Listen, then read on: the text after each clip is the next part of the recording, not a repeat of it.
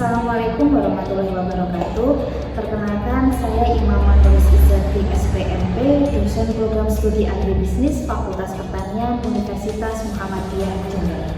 NIDN 07 01 04 9401. Pada kesempatan kali ini, saya akan menyampaikan pernyataan diri dosen unjuk kerja Tridharma Perguruan Tinggi bagian pengajaran.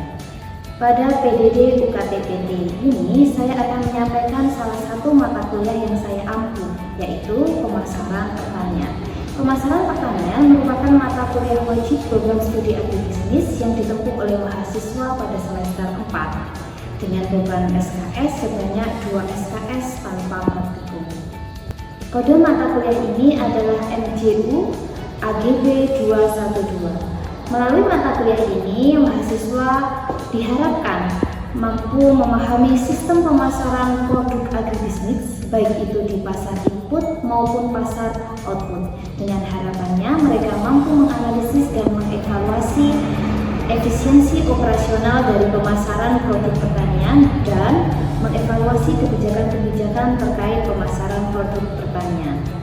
Terdapat dua capaian pembelajaran mata kuliah pemasaran pertanian.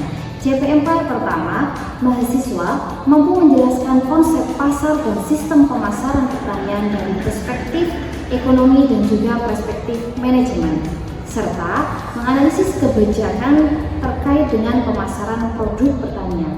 CPMK yang kedua, yaitu mahasiswa mampu menganalisis masalah pada pasar dan juga sistem pemasaran produk pertanian, serta mampu memberikan alternatif solusi demi tercapainya efisiensi operasional pemasaran produk pertanian.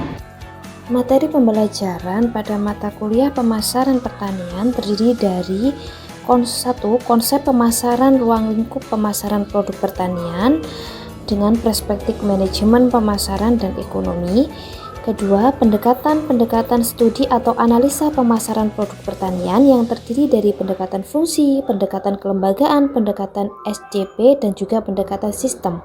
Materi yang ketiga yaitu sistem agribisnis dan pasar-pasar pertanian, yaitu pasar input dan juga pasar output.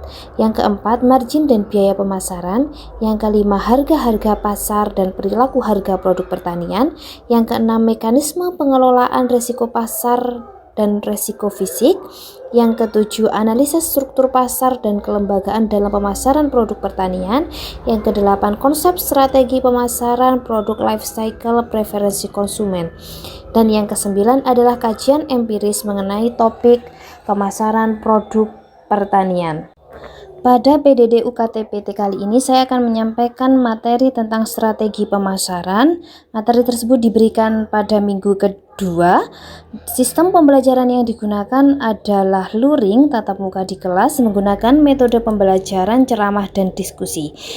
Indikator penilaian mahasiswa itu didasarkan pada tingkat kedalaman analisa dan juga tingkat partisipasi yang ada di kelas. Teknik penilaian yang dilakukan adalah dengan memberikan tes lisan berupa tanya jawab selama proses pembelajaran di kelas dan juga memberikan tugas kepada mahasiswa yaitu penyusunan makalah terkait dengan strategi pemasaran. Berikut adalah PDD UKT-PT dari saya bagian pengajaran.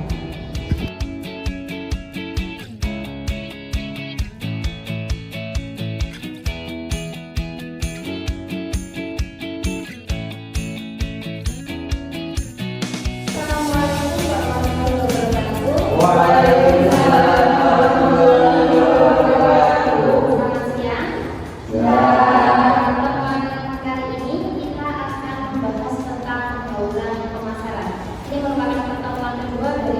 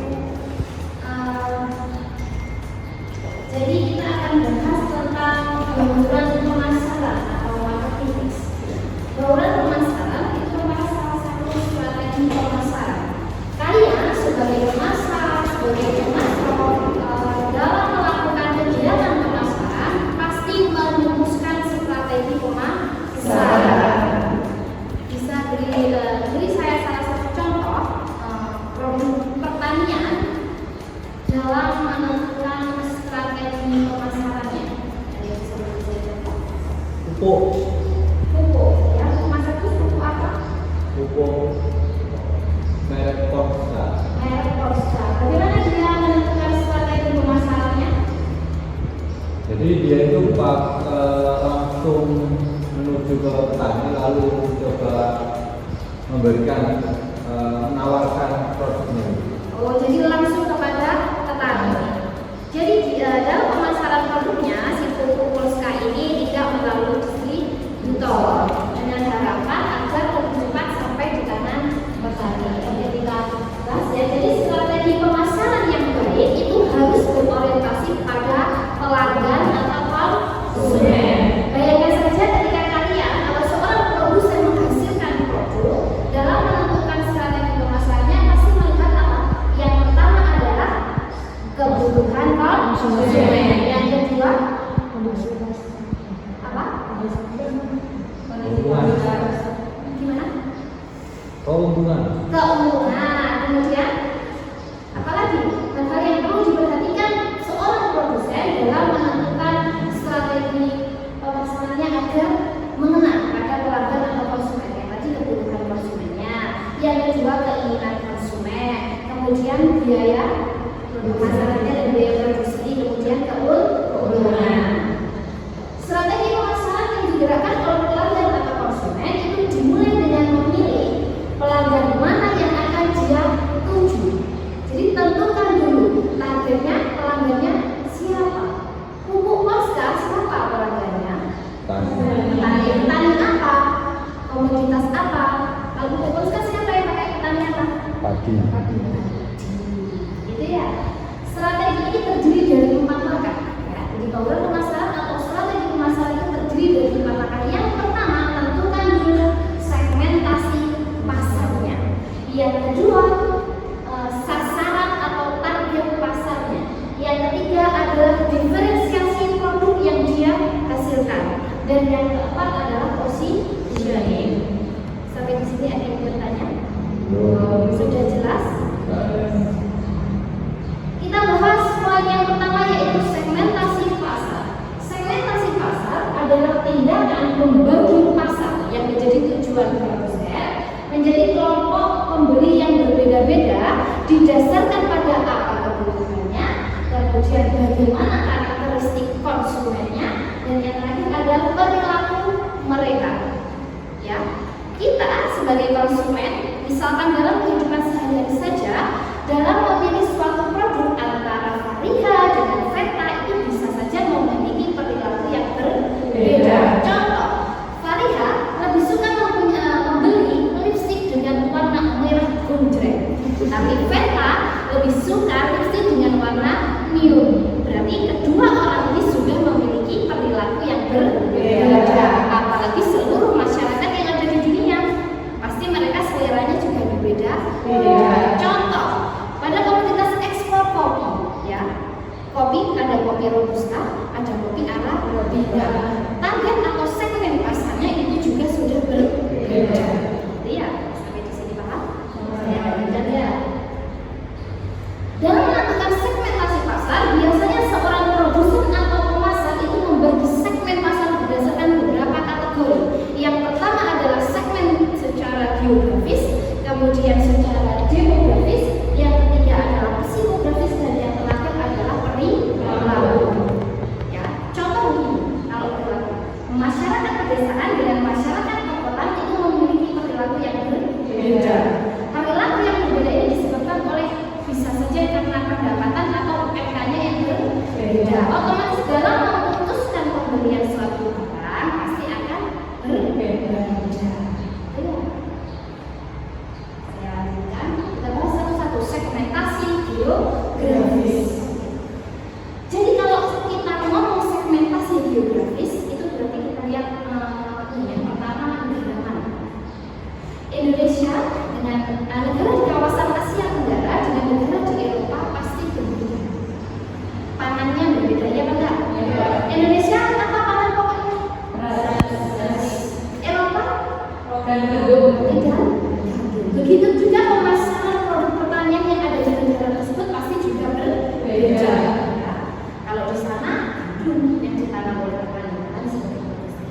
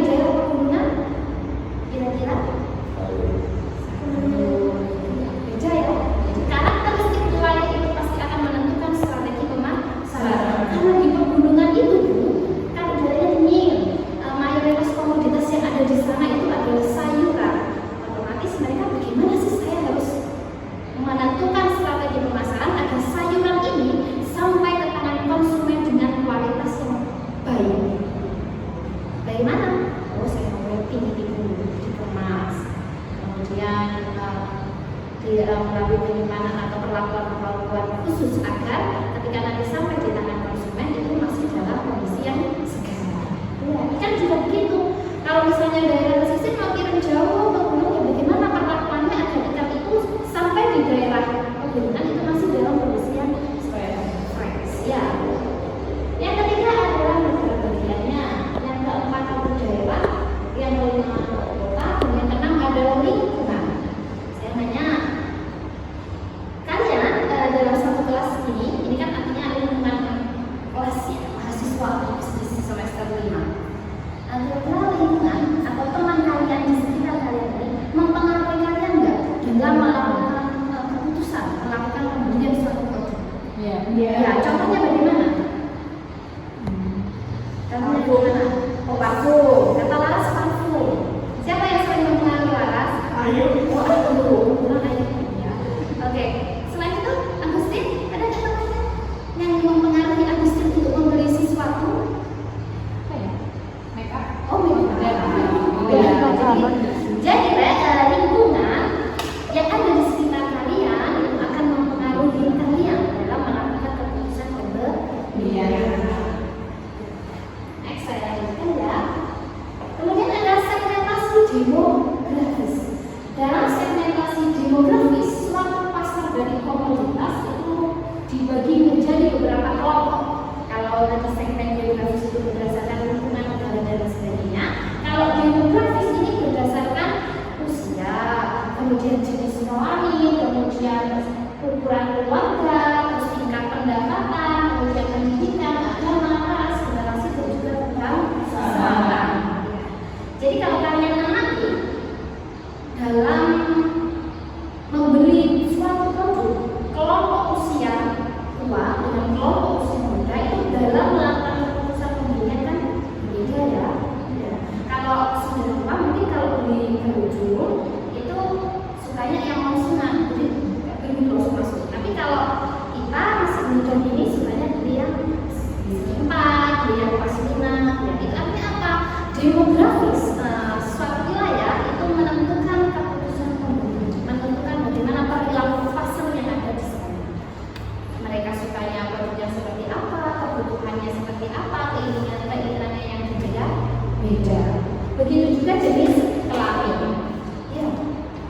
Kalau anak laki-laki biasanya sering beli kalau baru apa? Topi. Kalau aksesoris topi. Kalau cewek? Oh, skincare. Skincare adalah prioritas utama bagi kaum wanita. Kalau laki-laki yang menjadi prioritasnya adalah bukan skincare. Skincare itu adalah urusan belakang. Tapi bagi wanita skincare itu yang terdepan. Kenapa? Karena kondisi demografis itu akan mempengaruhi. Ya, asalnya seperti apa? Sebagai produsen itu harus diamati. Misalnya di daerahnya Banyuwangi, kelompok usia paling banyak usia apa? Di daerah Jember kelompok usia yang terbanyak seperti apa? Di daerah perkotaan dan di daerah desa kelompok usia yang mana yang paling banyak? Bagaimana selera mereka? Ya. Sampai di sini ada yang bertanya? Belum. Saya lanjutkan. Segmentasi psikografis dan juga perilaku. Dalam segmentasi psikografis, pasar dibagi menjadi beberapa bagian. Berdasarkan yang pertama adalah kelas sosial, yang kedua gaya hidup, yang ketiga adalah karakteristik kepribadian. Karakteristik kepribadian setiap orang itu berbeda. Berbeda kok. Ini sukanya warnanya kalau pakai kudu warnanya warna. Ini sukanya warnanya yang terang-terang. Ini sukanya yang putih monokrom. Jadi itu adalah karakteristik kepribadian. Dalam segmentasi perilaku, pasar dibagi menjadi kelompok berdasarkan apa? Tingkat pengetahuan yang dimiliki oleh konsumen. Ya.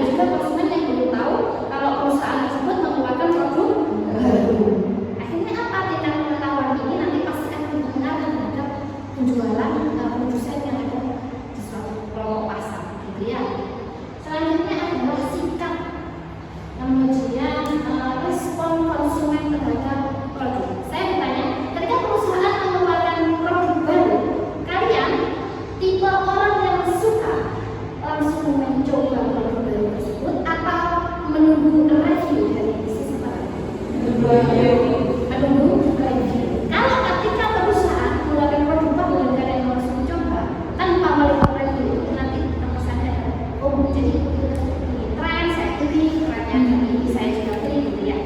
Tapi kalau kita konsumen yang bijak, kita lihat dulu bagaimana sih review konsumen yang lain, apakah iya ini enak, apakah iya produk ini sehat dan lain sebagainya. Next ya, segmentasi pada pasar bisnis. Jadi di pasar bisnis itu menggunakan banyak sekali variabel yang untuk melakukan segmentasi pasar. Tetapi pasar bisnis juga bisa disegmentasi berdasarkan demografi konsumen bisnis, kemudian karakteristik operasinya, pendekatan pembelian, faktor situasional, dan juga karakteristik perilaku. Next, analisis segmentasi. Perusahaan, pemasar atau produsen perlu melakukan analisis segmentasi. Efektivitas dari analisis segmentasi tergantung pada terukur atau tidak sih analisis segmentasi yang dilakukan. Yang kedua, dapat diakses atau tidak. Yang ketiga, substansial. Kemudian yang keempat, dapat dibedakan. Dan yang terakhir adalah bagaimana tindak lanjut ketika sudah diketahui. Misalkan makeover mengeluarkan suatu produk untuk segmen usia 20 tahun ke atas. Jadi kalau mengeluarkan produk makeover ketika untuk usia 20 tahun, ya pilih warna-warna yang sesuai dengan anak remaja. Begitu juga yang balance mengeluarkan sepatu dengan segmentasi pasar anak usia sekolah, misalkan SD, sepatu untuk anak SD, ya mereka harus menyesuaikan dengan segmen pasar yang dia tuju. Kira-kira kalau anak SD itu ya jangan macam-macam, sepatunya cukup warna hitam tanpa ada corak-corak merah kuning hijau ya, kecuali untuk acara-acara yang visual. Tapi kalau untuk sekolah maka harus sesuai ya. Dengan begitu dia bisa menjangkau pasar yang dia tuju. Menargetkan segmen pasar yang baik. Jadi untuk menargetkan segmen pasar yang baik, seorang produsen atau pemasar itu harus mengevaluasi dari penjualan yang sudah dia lakukan sebelumnya. Dari penjualan yang sudah penjualan dan pemasaran yang sudah dia lakukan itu, gimana ukuran segmen pasar yang sudah jadi? Bagian mana yang perlu saya perbaiki? Misalkan, oh ternyata ketika saya mengeluarkan produk, ketika kopi Arabica itu saya pasarkan ke pasar Jepang, ternyata penjualannya lebih kecil daripada kopi Robusta. Berarti harus kita perbaiki. Untuk segmen pasar di Jepang, kopi yang lebih baik saya ekspor adalah kopi Robusta.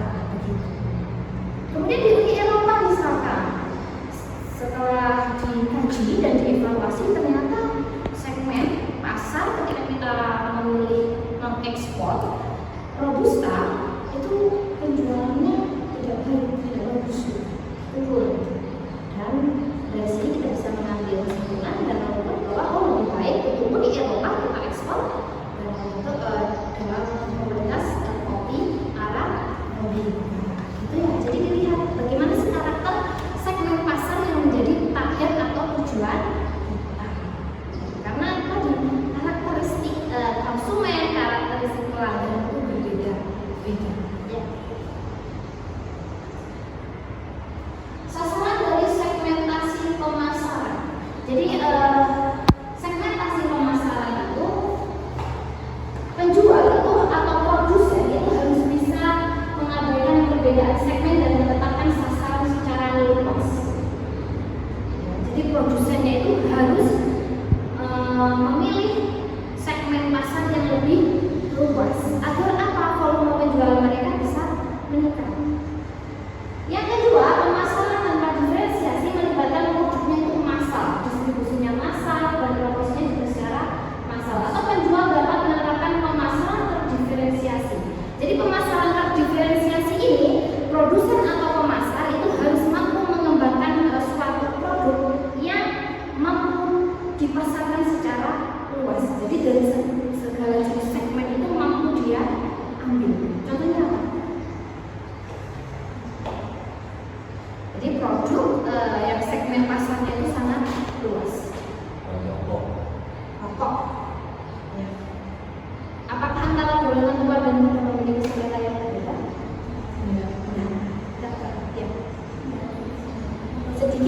perbedaannya untuk segmentasi dari pasar rokok. Tapi luas sih laki-laki.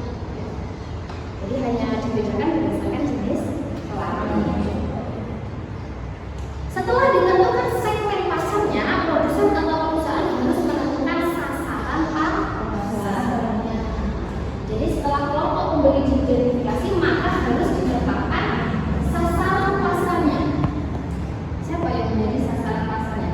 Penetapan sasaran pasar terdiri dari merancang strategi untuk membangun hubungan antara produsen, antara pemasar dengan pelanggan. Strategi penetapan sasaran itu tergantung yang pertama pada sumber daya perusahaan. Ya. Misalkan kita mau target itu pasarnya seluruh remaja yang ada di wilayah Indonesia, maka kita harus mengeluarkan iklan. Ya, kalau mengeluarkan promosi berupa iklan, berarti kita harus punya sumber daya berupa modal, uang untuk membayar biaya iklan. Yang kedua, keberagaman produk. Kalau kalian amati, bagaimana sih keberagaman produk? Kosmetik sudah yang paling gampang. Semakin tahu, apakah semakin bertambah keberagamannya? Ya. Untuk laki-laki, baju semakin tahu, apakah semakin beragam? Ya. Contohnya apa? Bagaimana sih perkembangan tren fashion untuk laki-laki? Desainnya, ya. Kalau cewek saya tahu celana itu mulai dari baggy, pensil, jubah, apa lagi? Kalau cowok ada nggak perkembangan? Hampir sama dengan trennya, tetap ada perkembangan. Di yang ketiga, penerapan siklus dari produk yang keempat kemudian keberagaman pasar. Kalau komoditas pertanian, pasarnya beragam nggak? Iya, kok bisa? Keberagaman pasar. Kalau kita belajar bicara komoditas pertanian, apakah ada keberagaman pasar? Oke, pasarnya ada pasar input dan pasar output untuk komoditas pertanian ya.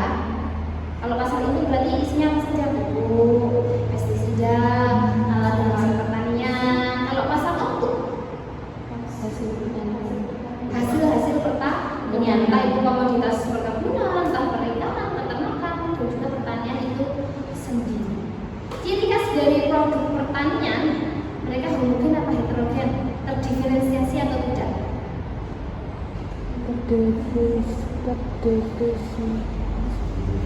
Gimana? Kalau produk pertanian terdiferensiasi atau tidak? Terdiferensiasi. Kalau terdiferensiasi contohnya apa? Kalau terdiferensiasi contohnya apa? Misalkan gini Pakji, ada mereknya, ada varietasnya, ada kelas benihnya. Itu berarti ada diferensiasi produk. Tapi ketika banyak sekali tersedia di pasar, contohnya cabai rawit, kemudian bawang merah, bawang putih, bayam, itu homogen sudah. Ya? Oke, saya lanjutkan ya. Dengan melakukan diferensiasi pasar dan juga positioning, itu artinya perusahaan mampu memposisikan merek atau produk mereka dengan kompetitor. Contohnya gimana? Ultramik, kalian tahu susu ya, itu kan merupakan produk pertanian Ultramik, kemudian Visinflex, masuklah pendatang baru Greenfields. Bagaimana dia sebagai pendatang baru itu mampu memposisikan posisinya dibandingkan dengan merek-merek yang lain? Oke, sampai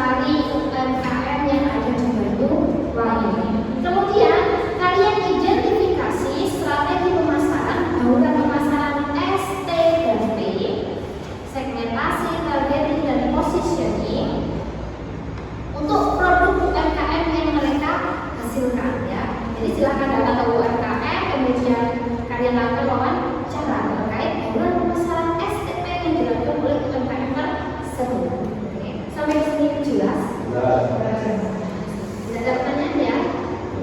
Ya, sudah paham. Kalau begitu, saya akhiri pertemuan kali ini. Sampai jumpa minggu depan. Semoga ilmu yang kalian dapatkan hari ini bisa bermanfaat dan